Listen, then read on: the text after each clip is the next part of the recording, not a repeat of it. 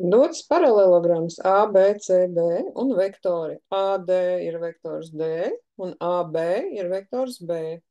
Kura no vienādībām ir patiesa? Un mums ir doti 4 atbilžu varianti, kur mums visos atbilžu variantos ir teikts, ka mums ir jānosaka vektors DB. Tad iezīmēsim vektoru DB. Lūk, šis vektors mums ir jānosaka. Kurš no atbilžu variantiem ir pareizs? Tas, kas mums bija dots, ir vektors D un vektors B. Bet viņi abi sākās no A punktiņa. Pamēģināsim, kā mēs varam aiziet no D punktu uz B punktu. Mēs varētu nākt uz šo pusi, bet tas būtu mīnus D.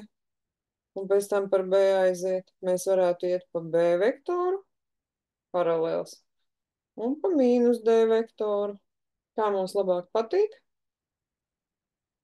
Mēs nepārbaudīsim variantus, mēs vienkārši atradīsim to, kas mums palīdz. Tad šeit mēs ejam pa vektoru orientētu nogriezni B, mēs viņu varam paralēli pārnest.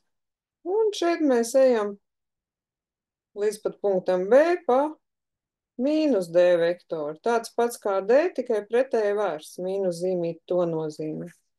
Un ja mēs paskatāmies, kas tad mums ir sanācis, DB vektors ir, mēs gājām pa B, un bez tam mēs gājām pa mīnus D.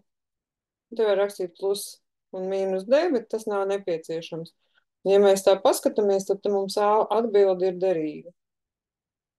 Paldies par uzmanību!